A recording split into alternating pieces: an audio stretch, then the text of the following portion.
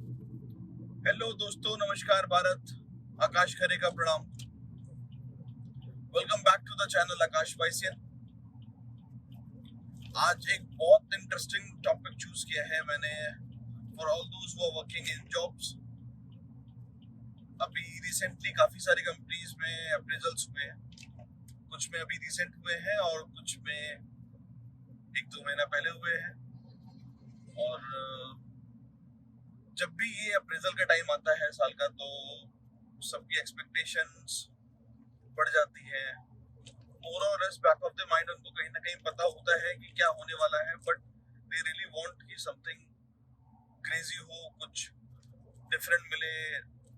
Every employee wants to get treated differently. और same challenge management के लिए भी होता है कि वो उन्होंने परफॉर्मेंस सबसे ली है, उन्होंने काम सबसे लिया है, उन्होंने रिजल्ट सबसे मांगे हैं। Then how can they be choosy while giving the appraisals और इंक्रीमेंट्स। बट ये चलता रहता है सब कंपनीज में। अलग अलग फॉर्मेट्स होते हैं, अलग अलग पैरामीटर्स होते हैं जिसपे वो दे यूज टू गिव इंक्रीमेंट्स और अप्रेजल्स टू देयर एम्प्लॉइज।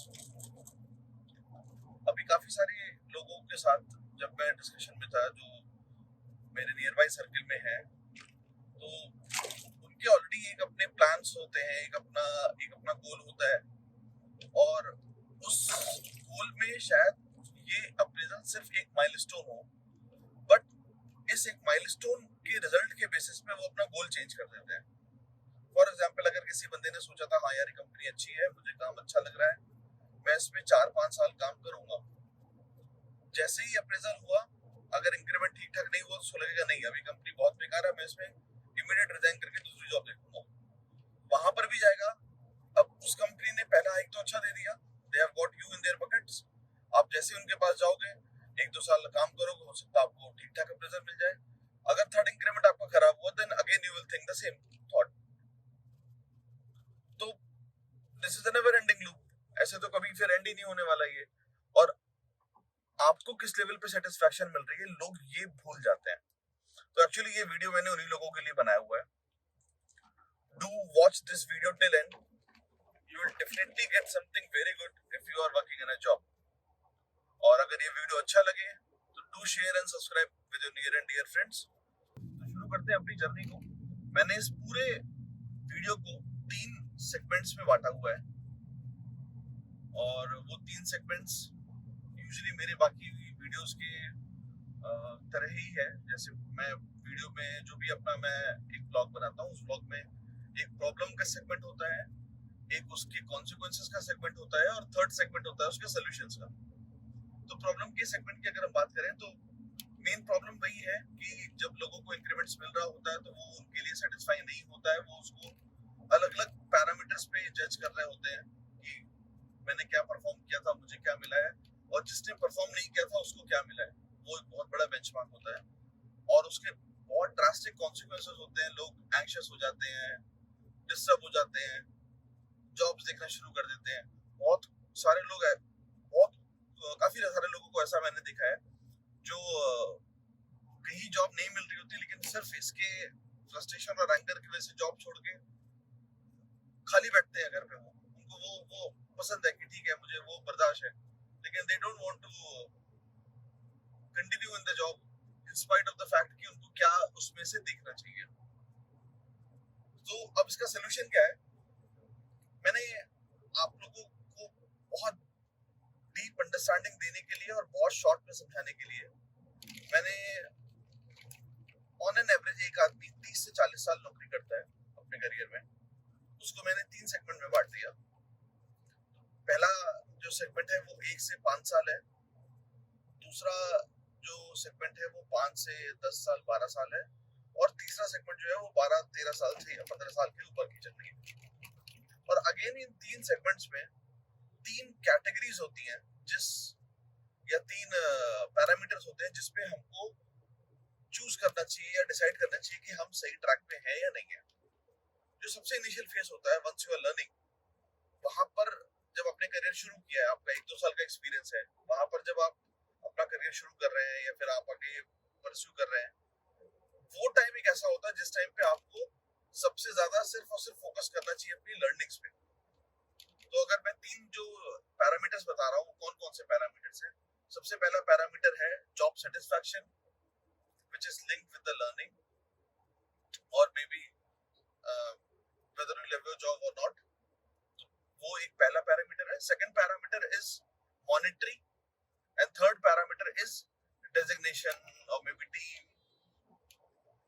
अब इन तीनों पैरामीटर्स में किस फेज में हमें किस चीज को प्रायोरिटी देनी चाहिए वो मैं आपको एक्सप्लेन करूंगा आगे इस वीडियो में। तो जो सबसे पहला फेज होता है लाइफ का, जिसमें एक एम्प्लॉय अपना करियर शुरू कर रहा होता है, जो इनिशियल 5-7 साल होते हैं, उस टाइम पे उसको जॉब सेटिस्फैक्शन मेरे हिसाब से should be given the top most priority. कि आप जो काम कर रहे हो, पहले आपको वो काम अच्छा लगे, आप उस काम को परस्यू करना चाह रहे हो, वो बहुत इंपॉर्टेंट है। उसके पैरेलल अगर आपको डेजिग्नेशन और पैसा कम मिल रहा है, I would recommend to adjust with that. Please do adjust. आपके लिए अभी ये राइट मोमेंट नहीं है कि आप पैसा कमाएं। कुछ कंपनीज या कुछ सेगमेंट्स ऐसे हैं इंडस्ट्री के जहां पर आपको शायद पहली ही जंप बहुत बड़ी मिल जाए, बट ऑन एन एवरेज अगर मैं बात करूं तो जो इनिशियल 5-7 साल होने चाहिए, आपको पूरा वो 5 से 6 साल 7 साल सिर्फ और सिर्फ अपनी कोर लर्निंग्स पे ध्यान देना चाहिए। उस टाइम पे डेजिग्नेशन आपको क्या मिल रहा है, कितने पैसे मिल रहे हैं, how much hard labour you are supposed to do, that you must all keep aside. So that is phase 1। अब बात करते हैं फेज 2 की।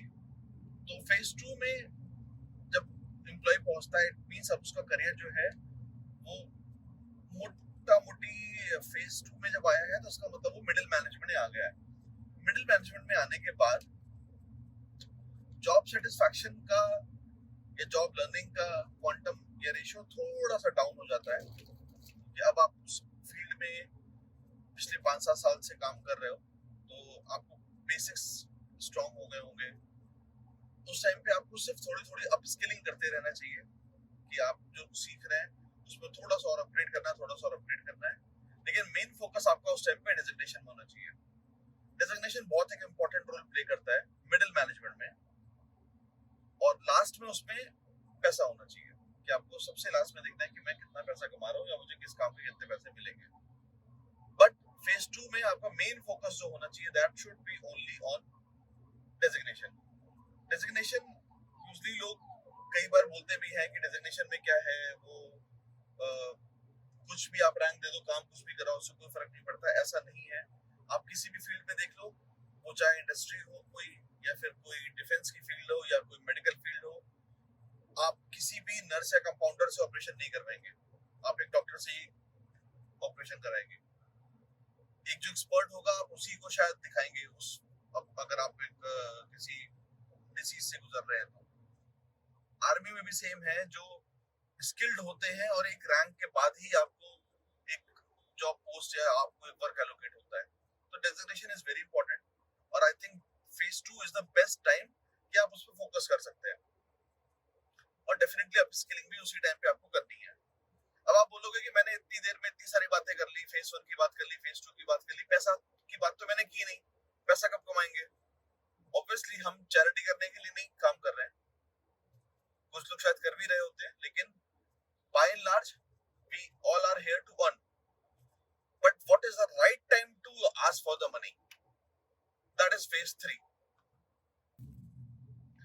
अब फेज 3 की बात करते हैं। फेज 3 में जब आप एक सीनियर मैनेजमेंट की तरफ बढ़ रहे होते हैं, अब उस टाइम पे आपकी जॉब सेटिस्फैक्शन का क्वांटम बिल्कुल मिनिमम पे चला जाता है, क्योंकि अब आप उसमें काम कर करके ऑलमोस्ट स्किल्ड हो चुके होते हैं, and now you can train other people जो आपके अब जूनियर्स आ रहे हैं। कुछ लोग अब जो एक नई रेंज या जो नई ब्रीड आ रही है फेज 1 में, अब आप उसको ट्रेन कर सकते हैं। तो you have become a trainer now. आपका जॉब सेटिस्फैक्शन वहां पर बिल्कुल डाउन चला जाता है।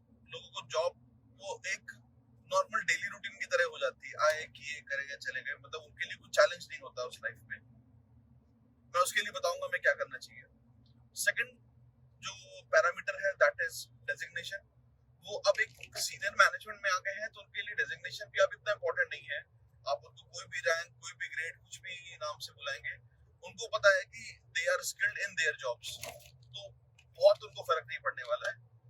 थर्ड फेज जो होता है, that is very, third parameter जो है that is very important, that is finance. वो बहुत जरूरी। उस टाइम पे you can ask for whatsoever money you want, क्योंकि आपके पास फेज 1 में आपने अपने आप को तैयार किया, यू होन्ड योर स्किल्स। फेज 2 में आपने डेजिग्नेशन अर्न कर ली, आपको वो दोनों चीजें वहां पे मिल गई। Now you deserve to get the money whatsoever you deserve और यू possess।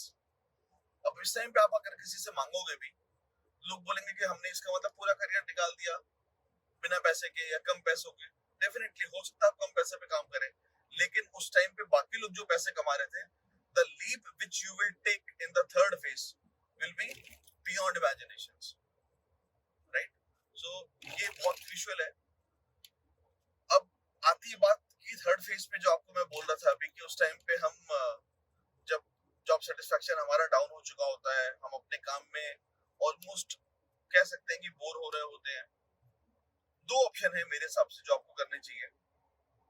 उसमें से एक ऑप्शन मैंने खुद चूज किया कि आप जिस भी प्रोफेशन से आ रहे हैं, चेंज योर प्रोफेशन। अब वो रातों रात अगेन वापस से पॉसिबल नहीं है, you will have to give time, you will have to put your hard work, but वो पॉसिबल है। तो आप या तो प्रोफेशन चेंज कर दो। फॉर एग्जांपल अगर आप सेल्स का काम कर रहे थे, तो आप मे बी अपने आप को चेंज करके बैक ऑफिस या अकाउंट्स या फिर परचेज या और कुछ ऐसे चैलेंजिंग जॉब्स में चले जाओ। आप अगर डिजाइन की फील्ड में थे, तो आप डिजाइन से मे बी उसकी कनेक्टेड कोई फील्ड हो ऐसी जिसमें आपको लगता है कि हाँ ठीक है, मैं R&D में या न्यू प्रोडक्ट डेवलपमेंट में ऐसे किसी में चले जाओ। तो देयर आर मल्टीपल ऑप्शंस, और वो दैट एक्चुअली वो जो आप काम करोगे that will make you alive, actually that will make the spark alive in you. तो वो बहुत इंपॉर्टेंट है। सो दैट इज ऑप्शन 1 कि आप अपना स्किल एनहांस कर लो या प्रोफेशन चेंज कर लो। सेकंड है कि आप अपनी स्किल्स को, सबको जितनी स्किल्स आपके पास थी जिनसे आपने यहाँ तक पहुंचे हैं, आप उन सबको एक्सट्रीम लेवल तक ले जाओ। सो फॉर एग्जांपल अगर आपने इंजीनियरिंग की थी, इंजीनियरिंग के बाद आपकी जॉब डिजाइन में लगी, तो आपने डिजाइन में करियर शुरू किया और 10-12 साल दे दिए। अब आप उसमें एमटेक कर लो, आप उसमें पीएचडी कर लो और उसमें आप एक्सट्रीम तक चले जाओ। तो अगर आप ये दोनों ऑप्शन में से कुछ भी चूज करोगे, then definitely you will get the best out of it. So this is my suggestion to pursue your career in these 3 phases. So this is all for today's video. Hope you liked it. और मैंने बहुत basics में समझाने की, clear करने की कोशिश की है कि आप अगर इन स्टेप्स को फॉलो करते हैं तो definitely you will get success and money both in your life. और अगर आपको ये वीडियो अच्छा लगा हो तो आप प्लीज शेयर करें अपने नियर एंड डियर वन से, जो अभी रिसेंटली आज की डेट में अपने रिजल्ट्स या इंक्रीमेंट्स के थ्रू पास हो रहे हैं, या फिर वो इससे डिस्टर्ब हैं, या फिर वो जॉब स्विच करने का सोच रहे हैं, या फिर जॉब करियर चेंज करने का सोच रहे हैं, प्रोफेशन चेंज करने का सोच रहे हैं। Please do share this video as much as you can. Hope this will help many people who are passing through this milestones as of now. और अगर आपको कहीं किसी फेज पे लगता है, किसी मोमेंट पे लगता है you need my direct help or personal support with respect to your career selection or maybe your life, do let me know. I'll be more than happy to serve you in that moment. Please do take care of your health. We'll catch up very soon. Take care. Goodbye.